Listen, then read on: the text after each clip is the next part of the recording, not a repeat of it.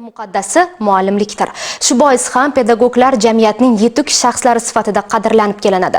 Nizomiy nomidagi Toshkent davlat pedagogika universitetida pedagogika bugun va ertaga deb nomlangan ochiq dars tashkillashtirildi. Hozirgi lavhamiz shu haqda.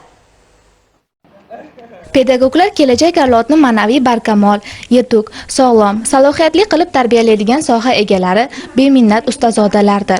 Shu bois ham har bir davrda muallim degan inson ulug'langan, qadrlangan. Toshkent davlat pedagogika universitetida ham ana shunday ongimiz me'mori bo'lgan o'qituvchilar tayyorlanadi. Kuni kecha shu universitetning tabiiy fanlar fakulteti kimyo yo'nalishida pedagogika bugun va ertaga deb nomlangan ochiq dars tashkil etilib, bo'lajak soha egalariga amaliyot va nazariyaning uyg'unligi, dars o'tishning noan'anaviy usuli xususida qiziqarli ma'ruzalar, mashg'ulotlar o'tkazildi.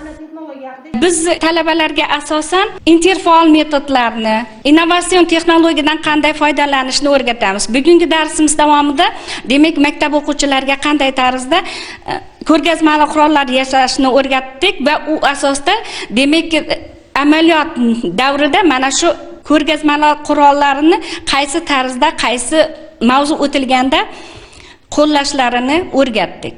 Nazariyat bilan amaliyot uyg'unligi o'quvchilarda bilim berish samaradorligini oshirishda juda katta xizmat ko'rsatadi.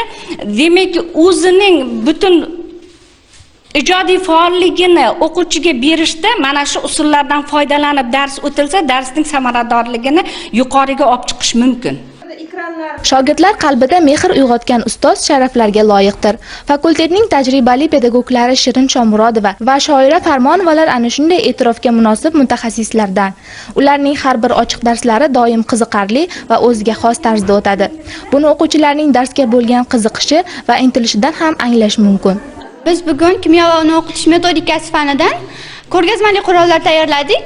Bu ko'rgazmali qurollarimiz yordamida o'quvchilarga kimyo fanini qiziqarliroq hamda tushunarliroq yetkazib berishimiz mumkin. O'qituvchilarimiz bizga berayotgan bilimlar orqali maktabda o'z amaliyot jarayonlarimizda kimyo fanini qanchalik qiziq ekanligini o'quvchilarga tushuntirib beryapmiz. Prezidentimiz bizga yaratib berayotgan sharoitlar uchun rahmat. Hayot saboqlari uning tilsimlari, ustoz o'giti bilan o'rganiladi. Yuzidan nur, qalbidan mehr tomadigan muallimlar el-yurt, jamiyat ardog'ida. Chunki ular avlodlarni tarbiyalaydi, mukammal kasbga yo'naltiradi.